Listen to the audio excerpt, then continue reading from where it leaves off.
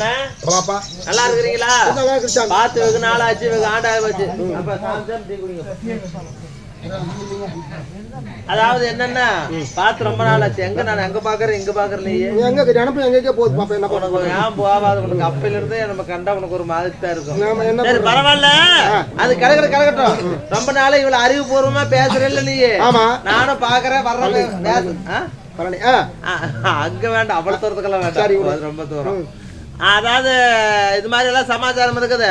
எவ்வளவு அறிவுபூர்வமா பேசினா பொண்ணால பழம் இல்லாத கொட்டை இல்லாத பழம். அது இன்னொரு கதை தெரியுமா? அது இருக்கட்டும். எனக்கு ஒரு சந்தேகம் ரொம்ப நாளா. நான் உன்னை கேக்குறேன், எல்லாத்தையும் நீ கேள்வி கேக்குற. உன்கிட்ட நான் கேள்வி கேட்கணும். சொல்லு. என்கிட்ட ஒரு 8 முட்டை இருந்துச்சு. சரி, என்ன முட்டை? கோழி முட்டை. 8 கோழி முட்டை இருந்துச்சு. அதுல 2 உடஞ்சு போச்சு, 2 நான் தின்னுட்டேன், 2 சமைச்சிட்டேன். மீதி எத்தனை முட்டை இருக்குன்னு சொல்லு பாக்கலாம். கரெக்டா சொல்லு பாக்கலாம். 8 முட்டை. ஆமா, 2 உடைஞ்சு போச்சு, 2 உடைஞ்சு போச்சு, 2 தின்னுட்டேன், 2 சமைச்சு வச்சுட்டேன். எத்தனை? எப்படி இருக்கும் 6 முட்டை? நீ சொல்லு. அவருக்கு தெரியல, நீ சொல்லு கோமாளி. அவர் கேட்டா சொல்லிவிட்டாரு. ஏது அவர் கேட்டா சொல்லிட்டாரு. அவர் எப்படி சொன்னாரு சொல்லுங்க பாக்கலாம். எப்படி அப்படின்னு? 2 முட்டை உடைஞ்சு போச்சு. ஆமா, 2 முட்டை சமைச்சிட்டேன், 2 முட்டை தின்னு முட்டை. ஆறுதான் கோமாளி. அது விடு பாப்பா, அது விடு தலைவரா. இது மாதிரி நீ சொல்லு பாக்கலாம். இது சொல்லிட்டா ஆனா உண்மையில உனக்கு 100 ரூபா தரேன். நீ சொன்னா கூட சரி. சொல்லு பாக்கலாம். முதுகு தொட்டா மூச்சு விடுறான், முதுகு தொட்டா மூச்சு விடுறான். சரி, முதுகு தொட்டா மூச்சு விடுறான், பல்ல தொட்டா பாட்டு பாடுறான். அவன் யாரு? முதுகு தொட்டா மூச்சு விடுறான், பல்ல தொட்டா பாட்டு பாடுறான். அது யாரு? நீ சொல்லு பாக்கலாம். ஆனா யார் சொன்னா? அவங்க 100 ரூபா.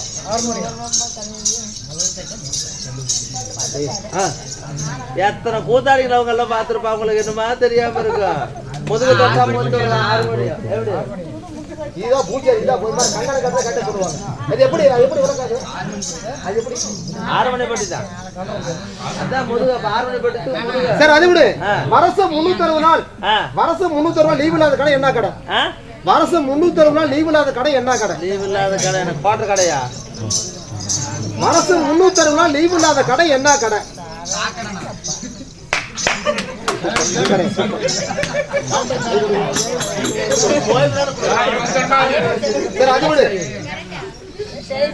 அது எப்படி? என் அருமை தாய் மகாலட்சுமி இந்த பேர் வேண்டாம் என்று சொல்லி நம்மளை வாழ வைக்கும் தெய்வமாக காளியம்மன் மீது போடப்பட்டது. காஞ்சானா எனக்கு 20, உனக்கு 10. ஆமா, இந்த திருப்பதி ஏழுமலையானுடைய கோபுரமானது கிழிச்ச கொடுக்க முடியும். அந்த திருப்பதி ஏழுமலையானுடைய கோபுரமானது நாளுக்கு நாளாக வேலுக்கு மேலாக எப்படி ஓங்கி வளருதோ அதை போல அவங்க குடும்பத்தார் அனைவற்ற பேரும் அவங்க பெற்ற பிள்ளைகள், பேர பிள்ளைகள், சொந்த பந்தங்கள் யாருக்குமே எந்த ஒரு நோய் நொடி இல்லாமல்படிக்கு மகராசனாக வாழ வேண்டும் என்று இந்த காளியம்மன் அருள் பெற்று அவங்க குடும்பமான வென்று பல்லாண்டு காலமாக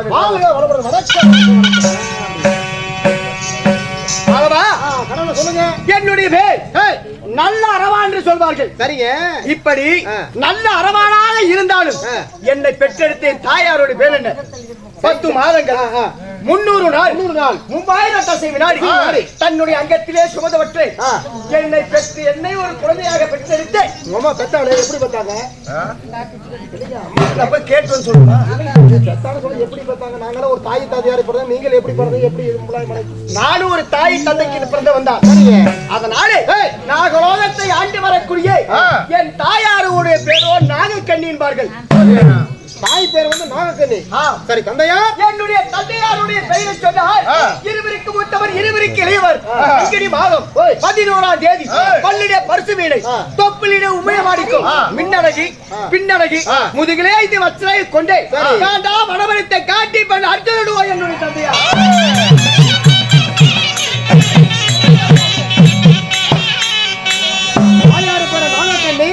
தாய் பேர் நாகக்கண்ணி, தந்தை பேர் அர்ஜுன மகாராஜன். ஆமா, இந்த அர்ஜுனனுக்கு நாகக்கண்ணி பிறந்த தங்களுடைய பேர் நல்லரவ பாலன். அப்படி இருந்தாலும் நான் பிறந்த நாள் முதல் எத்தனை ஆண்டு காலத்திலே என் தாய் தந்தை யார் என்று தெரிந்தது சில நாட்களுக்கு முன்பதாக என் தாயார் யார் தந்தையார் யார் என்றே எனக்கு தெரிந்தது. அப்பமா யாருன்னு தெரியும். ஆமா சரிங்க. என்னடா உனக்கு சந்தேகம்? இளைய கடவுளே, இந்த உபநாய மலைக்கு வந்தீங்களே, இந்த உபநாய மலைக்கு எதுக்காக வந்தீங்க, எதனால வந்தீங்க? இது வந்து மிருகஜாதி உபநாய மலை. எதுக்காக உபநாய மலை, எதுக்காக தன்னந்தடையவர்கள், என்ன காரணம்? தலைவரே என்னதான் சொன்ன கேட்கவே மாட்டேங்கிறாங்க. சரி வா, நீ வா, அங்க எப்படியே பார்த்து அப்படி ஓய் நான் சந்திர குலத்தில் பிறந்தவன். அப்படி ஆனாலும் அழகவன் அர்ஜுனுக்கு மகனாக பிறந்து நாகலோகத்தை ஆண்டு வரக்கூடிய நாகக்கண்ணிக்கு மகனாக பிறந்து அனாதி போலே இந்த நாகமலை தோகமலை நடுவிலே இருக்கக்கூடிய இந்த உபநாய மலை என்று சொல்லக்கூடிய மலையிலே இந்த மிருகத்தோடு மிருகமாக இந்த மிருகத்துடைய பாலை குடித்து தன்னை காணமாக இந்நாட்டில் இந்த காட்டிலே வாழ்ந்து வரனே யாருக்காக, ஏன் இங்கே வர வேண்டும்? நான் யாருக்காக காட்டுக்கு வந்தேன் தெரியுமாடா?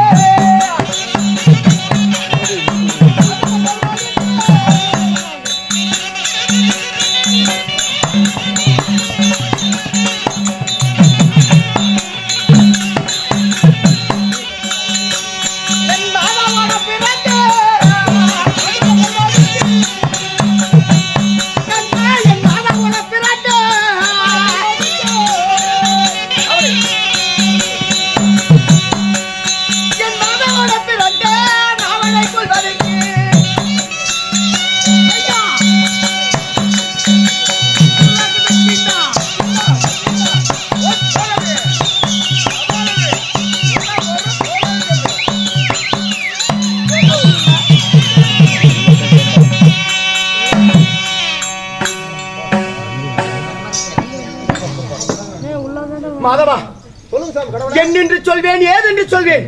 என்னுடைய கதைகள் சொன்னால் ஏட்டிலே அடைக்காது. அப்பேரவட்ட ஒரு கொடூரமான நான் வாழ்க்கை வாழ்ந்து வந்தேன். என்ன நடந்தது? உபநாய மலை எதுக்காக வந்து, என்ன காரணம்?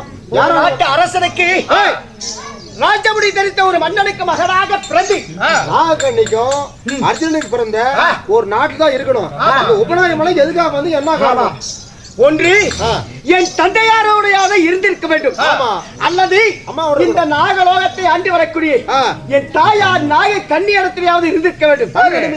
இந்த இரண்டு இடத்திலுமே இல்லாமல் வரைக்கு இந்த உபநாய மலையிலே சரி இன்றைக்கு மிருகத்தோடு மிருகமாக இந்த யானை ஒரு தாயாக, சிங்கம் ஒரு தந்தையாக, இப்படி மிருகத்தோடு மிருக பாலை குடித்து என் காட்டிலே யாருக்காக பயந்து கொண்டு வந்தேன்? யாருக்காக வந்து என்ன சமாளித்தா? என் தாயோட தான் பிறந்தே என் மாமனாகிய அந்த கருவாமூஞ்சி மக்கள் ஒரு கண்ணனுக்காக.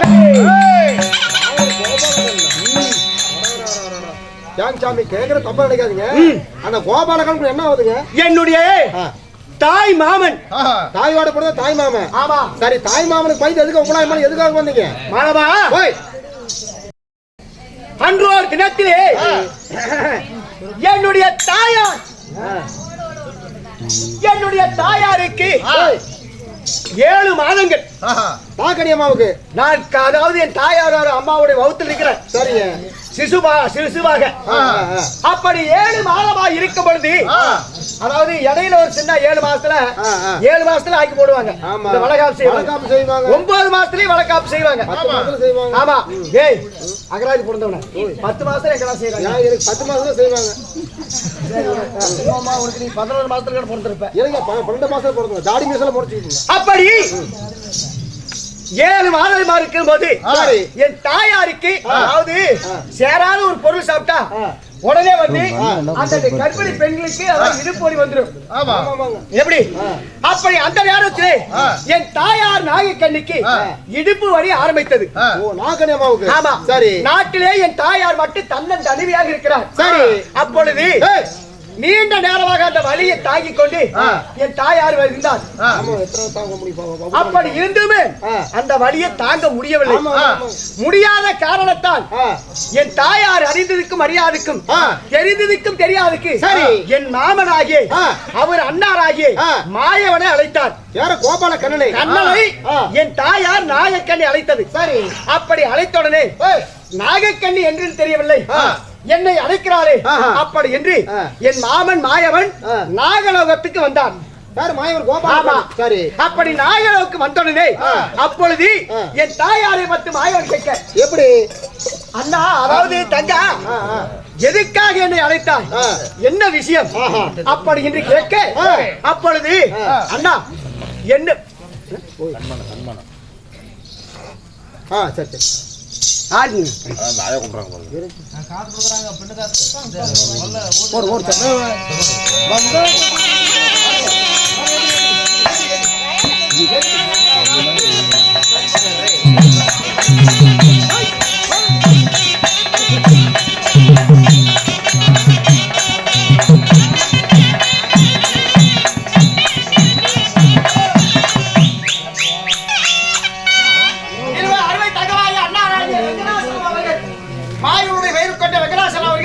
அவருடைய சொத்திலிருந்து இந்த நல்லவனுக்காக 50 ரூபாய் வழங்கியிருக்கிறார். விநாயகருக்கு விநாயகருடைய அருள்வட்டி அந்த வெங்கடாசனுடைய குடும்பத்தாருக்கு எந்த நோய் நொடி இல்லாமல் ஒடுக்கி மகராசனாக வாழ வேண்டும். வாழ்க வளமுடன்.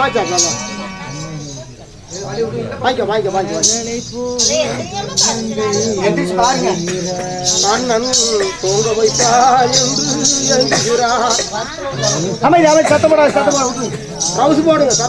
அப்படி என் தாயார நாயக்கடி பார்த்து கேட்க, அப்பொழுது என்னவென்று தெரியவில்லை, எனக்கு இடுப்பு வலி அதிகமாகிவிட்டது. அப்படி என்று என் தாயார் இடத்தில் சொல்ல மாயவர் நாகக்கடி வந்து அண்ணா கோபால கணக்கன் சொல்லுது. சரி. அப்படி சொன்னே இதுக்கு என்ன செய்ய வேண்டும்? இதுக்கு ஒரே ஒரு வழியா தங்கா. எப்படி? எனக்கோ இந்த மாயவனுக்கு அகத்திலே 1008 அவதாரம், யுகத்திலே 108 அவதாரம், ரசம் என்பது 10. இந்த 10 அவதாரத்தை ஒன்னாக சேர்த்து நான் ஒரு கதையாக ஒரு கதையாக நான் சொல்றேன். நமக்கு உண்டான வேலை நம்ம செஞ்சிடணும். யார் கேட்டான்னா கேட்கலையா, விருப்பப்பட்ட கேட்கட்டும். என்னுடைய 10 அவதார கதைகளை ஒன்னா சேர்த்து ஒரு கதையை நான் சொல்றேன். உன் வழியை கொஞ்சம் குறைஞ்ச மாதிரி இருக்கும். சரி. அப்படி என்று மாயவன் சொல்ல, அப்பொழுது மாயவனுடைய 10 அவதார கதைகளை ஒன்றொன்றாக சொன்னார். கோபால கண்ணன் சொல்றாரு. ஆமா. நாகன் இடத்துல அப்படி ஒரு வார்த்தை சொல்வது, அந்த ஒரு வார்த்தைக்கு என் தாயார் ஊங்கொட்டுவது. ஒரு சொல்லுங்க. ஆமா. மற்றொரு வார்த்தை சொல்வது என் தாயார் ஊங்கொட்டுவது. இப்படி ரெண்டு ஒரு வார்த்தை மூன்று வார்த்தைக்காக சரி என் தாயார் சொல்லக்கூடிய வார்த்தை என் மாமன் சொல்ல வார்த்தைக்கு ஊங்கொட்டி கொண்டே வந்தார். சொல்லும் போது ஊங்கொட்டுறது. ஆமா, அப்படி ஊங்கொட்டி விட்டு வந்தவர் என் தாயார் வலியானது தீர்ந்து விட்டது. சரி, அதான் நல்லாயிருச்சு, இடுப்பு வலி நல்லாகி விட்டது. அப்படி ஆய் உடனே என் தாயாருக்கு கண்ணுக்கு அசைவு தூக்கம் வந்தது. ஆமா, அப்படி தூக்கம் வந்தவுடனே என் தாயார் தூங்கி விட்டார். அப்பொழுது இந்த கருவிலே இருக்கக்கூடிய இந்த சிசு அரவானவன் என்ன செய்தார்? என் தாயார் தூங்கி விட்டாரு. மாயவன் 10 அவதார கதைகள் சொல்கிறார். இந்த கதையெல்லாம் வீணாக போகக்கூடாது. அப்படி என்று நான் என்னுடைய தாயார் கருவு அறையிலே அதாவது வவுத்துக்குள் இருந்துட்டு மாயவன் ஒவ்வொரு கதை சொல்ல அந்த ஒரு வார்த்தைக்கு நான் வவுத்துல இருந்துட்டே ஊங்கோட்டிக்கிட்டே வந்தேன்.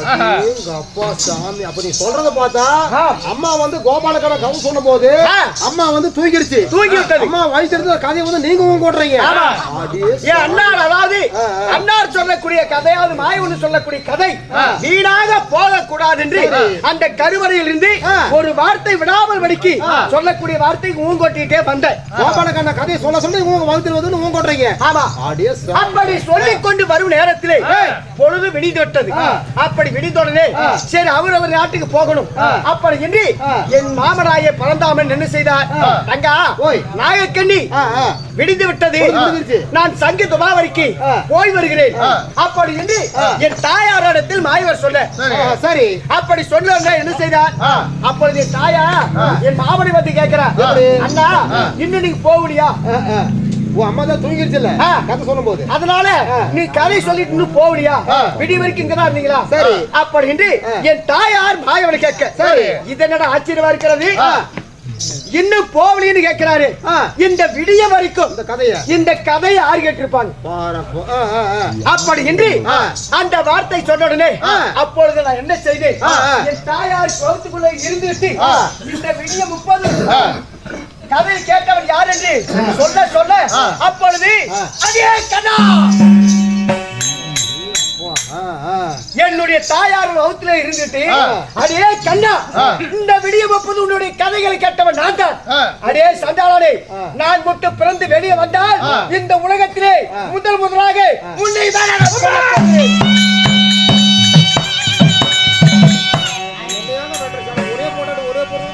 அப்படி என்று அந்த என் தாயார் பௌத்தத்தில் இருந்துட்டே அந்த கண்ணனுக்கு எச்சரிக்கை படித்தேன்.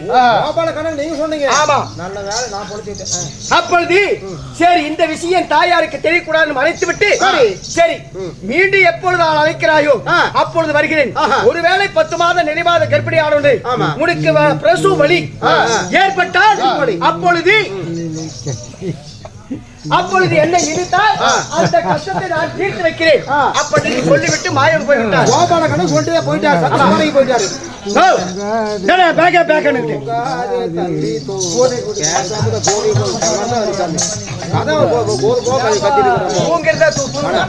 அவன் கதை எப்படி சொல்லிக்கிறான் பையன் வந்து. அப்பொழுது என்ன நினைத்தா?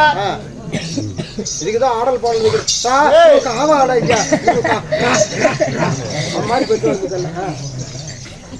அப்பொழுது என் தாயார் நிறைமாத கர்ப்பிணி 10 மாதங்கள் இடுப்பு வலி தாங்க முடியல. அப்பொழுது என் மாமன எங்க அம்மா கூப்பிடுறது. ஆமா, அப்பொழுது எப்படி வருகிறார்? அதாவது ஒரு மருத்து குச்சி கிளவியாக மாயவனா அவரு கூட போறது தங்கச்சினி கூட பார்க்காம மாயவனே மருத்து குச்சி கிளவியாக உருவத்தை மாறி கண்ணுக்கு மறையா இருக்கக்கூடிய கண்மறை கத்தி. இந்த ஆரிய பூட்ட இருப்பாங்களே ஆரிய பூட்ட சின்ன கத்தி கண்மறை கத்தி. கண்மறை கத்தி அதுக்கு பேர் வந்து கண்மறை கத்தி. கண்ணுக்கு மறைவா இருக்கக்கூடிய பொருளானது கண்மறை கத்தி. பெரியவங்க கத்தி தெரியும், தொப்புள் கொடி கூட அறுப்பாங்க. அந்த கண்ணுக்கு மறையா இருக்கக்கூடிய கண்மறை கத்தி எடுத்துக்கொண்டு எங்கே வந்தார்? எதுக்காக வராரு? தாயாருக்கு பிரசவம் பார்ப்பதற்காக வந்தார். யாரு? மாயவர் கோபாலக்கண்ணன். ஆமா, ஒரு பிரசவம் பார்க்கறது வராது, தங்கச்சிக்கா பிரசவம் பார்க்க வராரு. அப்பொழுது வந்தோடனே என் தாயாருக்கு முன்பதாக வந்து அமர்ந்து கொண்டார். யார்? அந்த மருத்துவச்சி கிளவி மாயவன். அப்பொழுது ஒரு குழந்தையாவது பிறந்தார், முதல் என்ன வரும்? அங்க கடை ஓடுறேன் போய் கேட்டு போ. முதல் குழந்தை பிறந்தா என்ன வரும்? முன்ன 10 மாசம் குழந்தை பிறந்தா முன்ன என்ன வரும்? கல்ல வச்சு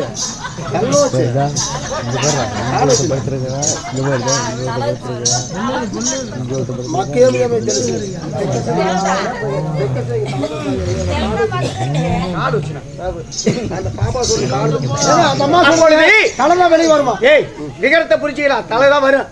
உண்டான விளக்கம் அதாவது அவங்க சொன்ன போல இப்படி தலை வந்து வெளிவிட்டு பார்த்தேன். சரி, எங்க தலை விட்டு வெளியே வந்து வெளியே வரும்போது இந்த என்னமோ உடைஞ்சு போயிருமா? பள்ளிக்கூடம் உடைஞ்ச பசங்க எங்க போறதுங்க? அந்த பள்ளிக்கூடம் வேறடா, இந்த பள்ளிக்கூடம் வேற. அந்த பள்ளிக்கூடம் குழந்தை வருவதற்கு முன்பதாக அது உடையும். அது உடைஞ்ச உடனே முதலாக என் தலை வெளிவிட்டு பார்த்தேன். வெளிவிட்டு பார்த்த உடனே மாய வந்தா உட்கார்ந்து இருக்கான்னு தெரிஞ்சது. அப்படி உள்ளுக்குள்ள ஒரு அந்தர பல்ட்டி போட்டேன். அப்படியே உள்ளுக்குள்ளே ஒரு பல்ட்டி அப்படி தலை ஒரு வேளை வெளியே வந்தால் இந்த பாலை நல்ல ரவானை கழுத்து அறுத்தலாம் சொல்லி எச்சரிக்கை கண்ணுக்கு மறையா கட்டி வச்சிருக்காரு கோபால கண்ணு. ஆமா, அப்பொழுது அப்படியே ஒரு அந்தர பல்ட்டியை அடித்து என்னுடைய 2 கால்களை வெளியிட்டு பக்கத்தில் இருக்கக்கூடிய அந்த கூன் கிளவியை எட்டி அங்க மாமனை உதைச்சடா கோபால கண்ணனே. ஆமா, அப்படி எட்டி உதைத்தோடு அந்த கூண் கிளவியாக இருக்கக்கூடிய கிளவி 7 கூணுகளாக அந்த கூணெல்லாம் நிமிந்து 7 காலமலை தூரத்துல போய் விழுந்தார். ஆமா, அப்படி விழுந்த உடனே அந்த பக்கத்துல இருக்கக்கூடிய அந்த கண் மறை கத்தியை என் வாயிலை கவ்விக்கொண்டு அப்பொழுது அந்த ரத்த வெள்ளத்தோடையே நான் ஊர்ந்து சென்றேன். அந்த கம்மரி கத்தை வாயில வச்சுக்கிட்டு ஆமா அப்படியே ஊறிட்டே போறேன். ஊறிட்டு வந்து நான் பிறக்கும் போது அரவானா பிறந்த பாம்பு. அப்பொழுது நாகமலை தோகமலை நடுவில இருக்கக்கூடிய இந்த உப்பலாய மலையே மிருகத்தோடு மிருகமாக இத்தனை ஆண்டு காலம் வாழ்ந்து வருகிறேன்.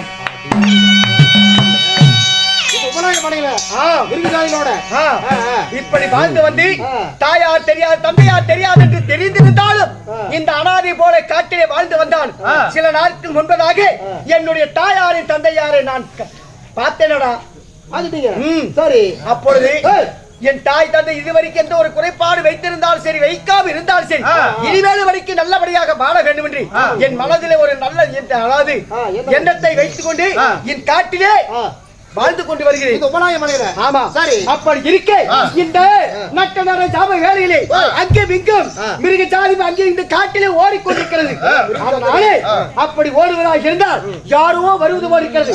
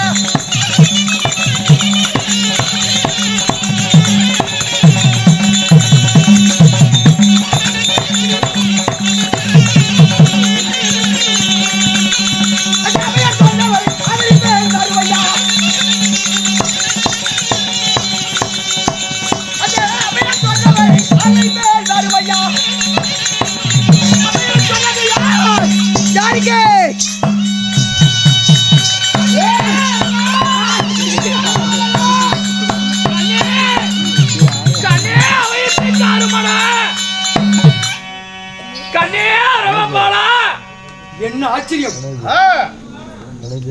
என்றும் இல்லாமல்படிக்கு இந்த அநாதரம் காட்டிலே நாகமலை தோகமலை நடுவிலே இருக்கக்கூடிய இந்த உபராய மலையிலே யாரோ ஒருவர் அபயம் அபயம் என்று வருகிறாள். மகனே அரவ பாலா என்று ஒரு அழைத்த குரல் என்னவென்று தெரியவில்லை. பாப்போம் யார்தான் அவனை தேடி வருவார்கள்.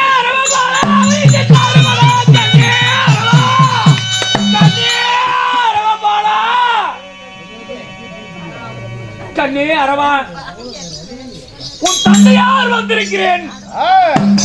காருமப்பா கண்ணே அரவா, அப்பா கண்ணே அரவா, அப்பா கண்ணே அப்பா அரவா, பாருங்கள் அப்பா, பாருங்கள் அரவா, அப்பா பாருங்கள்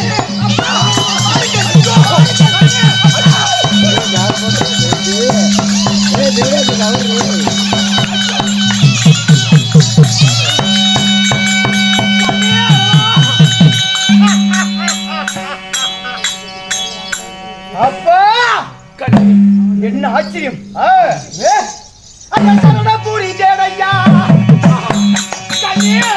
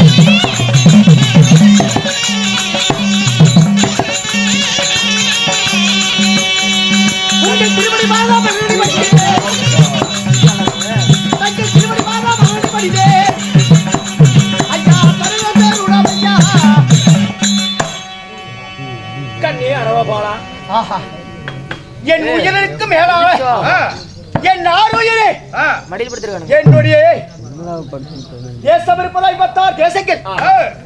56 தேசத்திலே தலை நகரம் என்று வாழ்ந்து வரக்கூடிய டெல்லின்னு சொல்லக்கூடிய இந்த அத்திபுரத்தை அஸ்தாபுரத்தை வாழ்ந்து வரக்கூடிய மன்னாதி மன்னன் மகனுமுடி வேந்தன் ராஜாதி ராஜன் ராஜ மார்த்தாண்டன் சொல்லப்பட்டு மன்னாதி மன்னருக்கு தலைவராக வாழ்ந்து வரக்கூடிய என்னுடைய பெரியப்பா பாகிய துரியோதன மன்னரே, உன்னுடைய மகனாக பெற்றாதான் பிள்ளையா பெறாவிட்டால் உன்னுடைய பிள்ளை.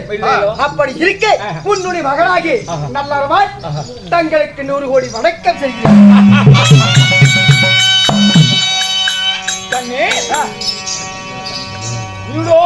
வாழ்ந்திருப்பாய் என்று நான் சொன்னேன். கண்ணே அரவா, அப்பா தன்னுடைய பாதத்தை படித்தேன்.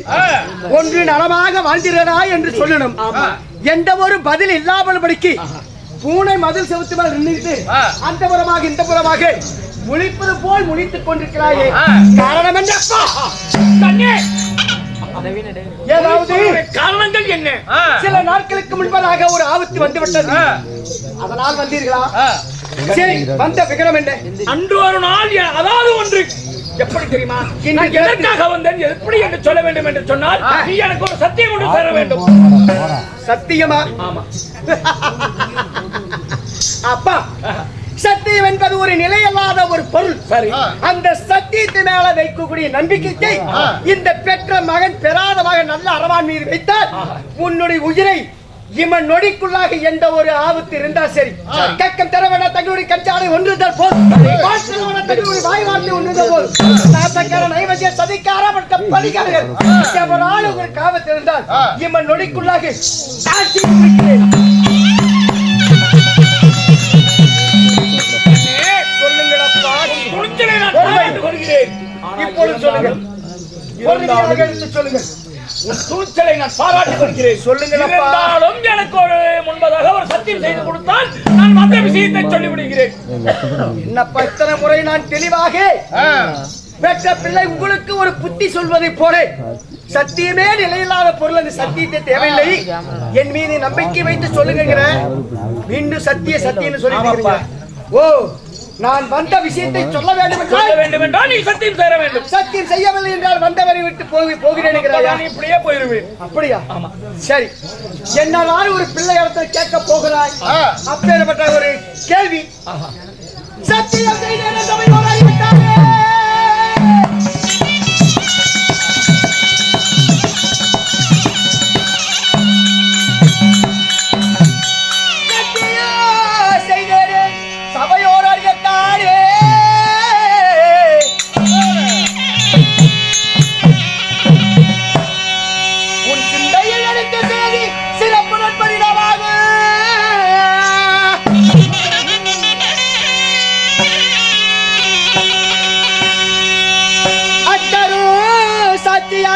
பரந்தாமன் மீது சாட்சியாக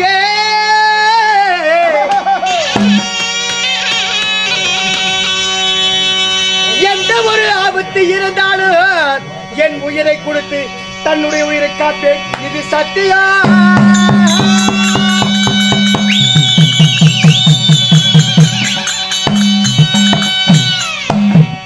அப்பா, பெரியப்பா, சத்தியம் எப்படி தெரியுமா? சத்தியம் செய்தேன் என்ற சபையோர் அறியத்தானே தன்னுடைய சிந்தையில் நினைத்த செய்தி சிறப்புடன் பரிணமாகும். அத்தரும் சாட்சியாக அறி பரந்தாமன் மீது சாட்சியாக எந்த ஒரு காரியத்தை நினைத்து வந்திருந்தாலும் என் உயிரை கொடுத்து தங்களுடைய உயிரை காப்பேன், இது சத்தியம். அரவா, அப்பா, அதாவது நான் எதற்காக சத்தியம் கேட்டேன் தெரியுமா? அதாவது அன்றொரு நாள் இந்த பெரியப்பாவனை காப்பாற்றினாய் அல்லவா? தீர்த்தகிரி மலை ஆண்டு வரக்கூடிய மகனவர்த்தாசுரன் 101 சிரம் 200க்கு 202 கைகள் அப்பேறப்பட்ட சூரனையே சொல்லி சொல்லி ஒவ்வொரு சிரமாக வெட்டின. அன்னைக்கு உயிர் காப்பாத்தின, இன்னைக்கு உனக்கு என்ன வந்தது? சீக்கிரம் சொல்லு. அதே போல இன்றைக்கும் என்னை உயிர் காப்பாற்ற வேண்டும். கண்ணே, அதே போல இன்றைக்கும் என் உயிரை காப்பாற்ற வேண்டும். அப்பா, உங்களுக்கு ஆபத்தா? ஆமாப்பா, எந்த ஒரு ஆபத்தாலும் சீக்கிரமாக சொல்லுங்கள், தாமதம் வேண்டாம். கண்ணே, என்ன ஆபத்து தெரியுமா? அதாவது சுருக்கமாக சொன்னால், அதாவது காளி கோயிலுக்கு பலி கொடுக்க போக வேண்டும், நரபலிக்கு வர வேண்டும்.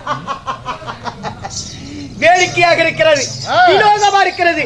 அப்பா, காளி கோவிலுக்கு கடவுளை இடுவதாக இருந்தால் எங்கே யாரை கூட்டி போய் அதாவது எந்த ஆடா மாடா பண்டியா எதையோடு அழைத்து சென்று இந்த தெய்வத்துக்கு பலி கொடுக்கிறாரு, அதை போல நீ கொடுக்க வேண்டியதானே. அதையெல்லாம் விட்டு விட்டு இங்க எதுக்காக வந்தாய்? கண்ணே அரவா ஒருத்திக்கு ஒரு மகனாக இருக்க வேண்டும். அவன் எதிர்ரோமம் கொண்டவனாக இருக்க வேண்டும். அவன் பேரு நல்லறவனாக இருக்க வேண்டும். அப்படி என்று சொல்லி சாஸ்திரத்தில் உள்ளது. அதனால அப்பேற்பட்டவன் யார் என்று நான் ஆராய்ந்து பெறுவதற்கு எதுக்காக உன்னிடத்தில் சத்தியத்தை பெற்றேன் தெரியுமா? நாளை வரும் 18 நாள் பாரத போர்களமான ஆரம்பிக்க வேண்டும். அந்த பாரத போர்களுக்கு உன் தாய் அதாவது தந்தை மாறிய ஐவரை ஆச்சாரை கொன்று இந்த பாரத போர்களுக்கு நான் ஜெயிப்பதற்காக இந்த காளியம்மன் கோவிலுக்கு நீ கடவுளை வர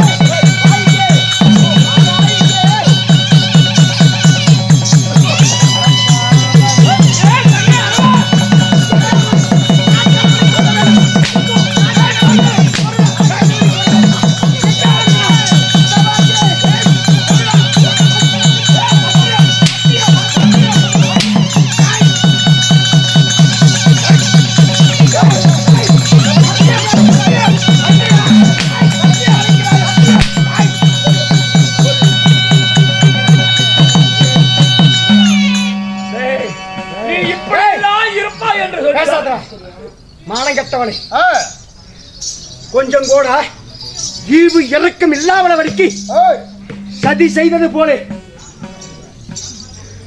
சத்தியத்தை பெற்று பாண்டவனை குறிச்சற்ற பூமியிலே ஆடி மாதம் 1ஆம் தேதி அமாவாசை என்று ஒருத்துக்கு ஒரு மகன் தாய்ப்பால் குடிக்காதவன் எதிர்ரோமங்களை கொண்டவன் அப்பேறப்பட்டவனை இந்த காளியம்மன் கோவிலுக்கு அதாவது கோயிலுக்கு கடவுளிட்டு இந்த பாரத போரிடத்திலே பாண்டவரை ராஜை கொன்று இந்த 56 தேசத்துக்கு நாடே அரசனாக வேண்டும்.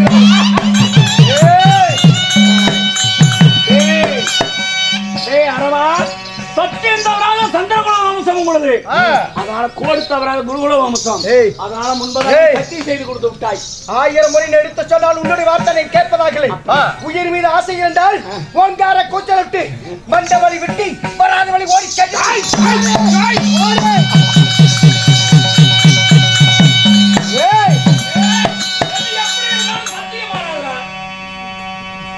சத்தியம் சத்தியம்.